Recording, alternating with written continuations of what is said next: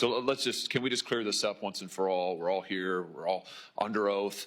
So, Mr. Schroeder, let's start with you. Do you charge a bounty? Do you pay employees bounties on carry-on bags to identify them? Well, it's simple. That's a yes or no. I wouldn't characterize it as a bounty. Do you charge them? Do you pay your employees a fee? Do you incentivize them to go pick out bags from people getting on planes and kick them off the flight? Just yes or no. We charge them an incentive. Okay, that's a yes. Mr. Klein.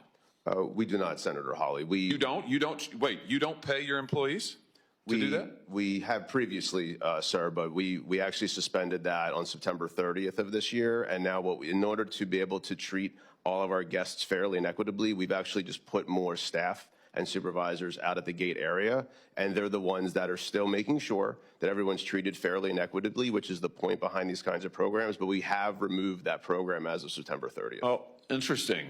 So let's come back to you, though, Mr. Schroeder. So how much have you paid your gate agents to enforce your carry-on bag policy, to pick people out of the line like the chairman's video show? I mean, you guys do appreciate that flying on your airlines is a disaster, don't you? I'm slightly amazed by the general attitude of all of you here. Flying on your airlines is horrible. It's a terrible experience. It's terrible. It's absolutely terrible. And your attitude here today seems to be, well, devil may care. There's nothing we can do about it. Well, I think we are going to do something about it. So how much have you paid people to pull out customers who are in line with a bag that's 2 centimeters too big, Mr. Schroeder? Well, we recognize this is a hard job, and so therefore we incentivize them to do that. How much? It's $10 per bag. Wow, $10 per bag. And I think, Mr. Klein, you and Mr. Schroeder, your airlines cumulatively have spent $26 million paying gate agents between 2022 and 2023 to catch passengers whose bags are a little bit too big. $26 million. I mean, if people want to know why it's such a terrible experience to fly, this is news for them today. Your airlines are paying millions of dollars to your employees to harass people who've already paid. They're there in line because they've already paid. It's unbelievable. Last thing, Mr. Chairman, I know you're indulging me. I'll be really quick on this, but Mr. Schroeder, you just mentioned that you also use this so-called dynamic pricing for seats, for seat fees.